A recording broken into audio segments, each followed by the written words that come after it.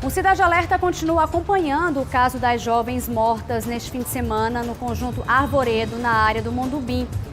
Com exclusividade, conversamos com a mãe de uma das meninas que fez um apelo emocionado por justiça. Sobre esse assunto, eu converso agora ao vivo com a repórter Amanda Abdala, porque a primeira informação é que as duas vítimas seriam primas.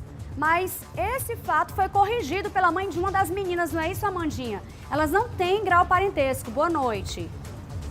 Não, Isis, elas são apenas amigas. Boa noite, Isis, e a todos que estão acompanhando o Cidade Alerta.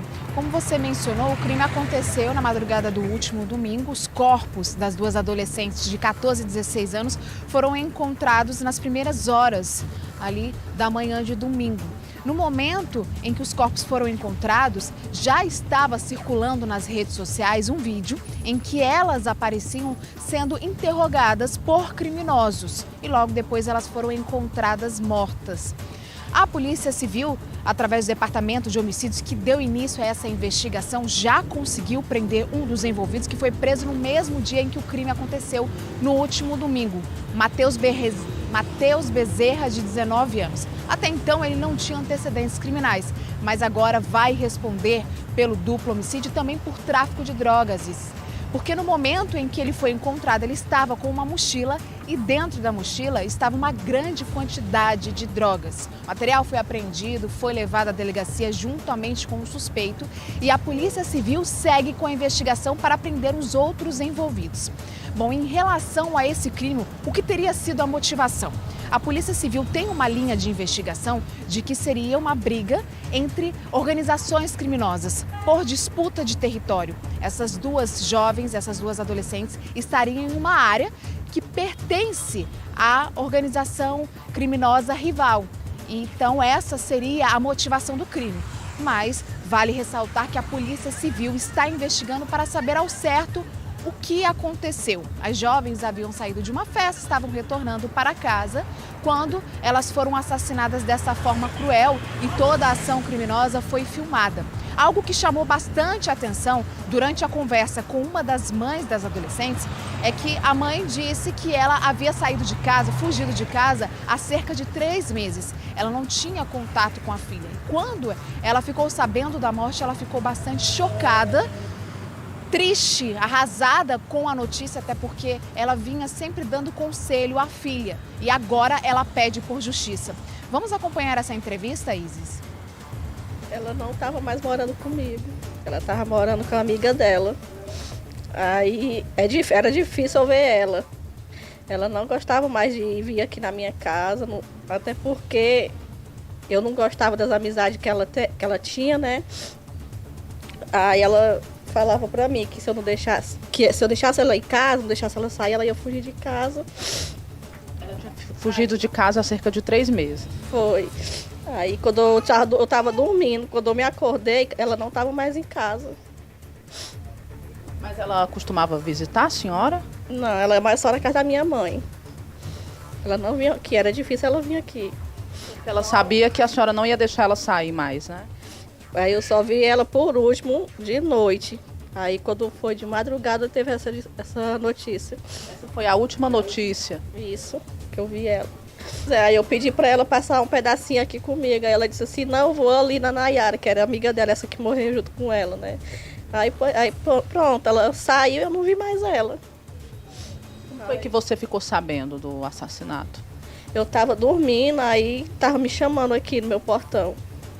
Aí disseram, ei, tua filha, mataram sua filha.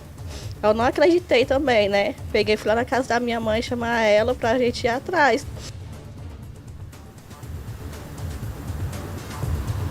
Pois é, Isis, que situação triste, que situação lamentável para essa mãe que deu todo o apoio, aconselhou a filha a se afastar das más amizades, mas infelizmente foi esse o resultado. A família agora clama por justiça para que os outros envolvidos possam ser presos. A princípio, estava circulando nas redes sociais a informação de que as adolescentes teriam envolvimento com uma organização criminosa, mas de acordo com os familiares, elas não pertenciam a nenhuma facção e a polícia agora segue com a investigação para saber o que aconteceu. Isis? Essa daí, Amanda, é a mãe dessa garotinha de blusa preta, né? Das Isso 14 mesmo. anos. Garotinha não, dessa adolescente, garotinha criança. Dessa adolescente de blusa preta, que a gente está mostrando agora, a de 14 anos. É aquela história, né, Amanda? Se conselho fosse bom, não se dava, se vendia.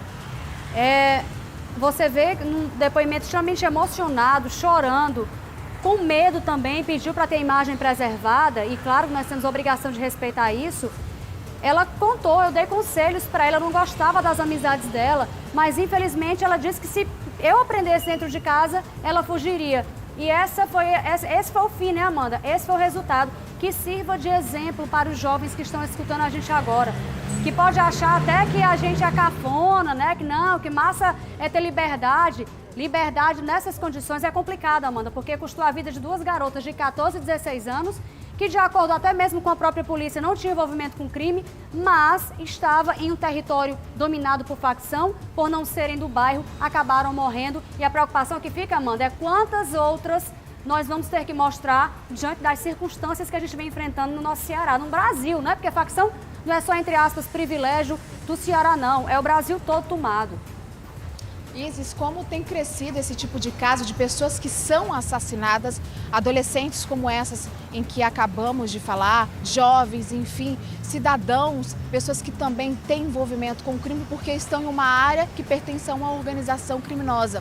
As pessoas estão cansadas, os familiares dessas vítimas estão cansados de tanta violência. Essa mãe aí lutou até onde pôde pela filha, deu o que ela podia e o que não podia, deu conselhos, mas infelizmente a adolescente não ouviu. Você estava falando aí, eu fiquei lembrando dos conselhos que a minha mãe sempre me dava e sempre me dá. E hoje, por estar mais velha, trabalhando, enfim, enfrentando e acompanhando esses fatos, eu procuro sempre ouvir mais, porque mãe tem aquele pressentimento, tem um sexto sentido, e quando ela diz algo, é certo.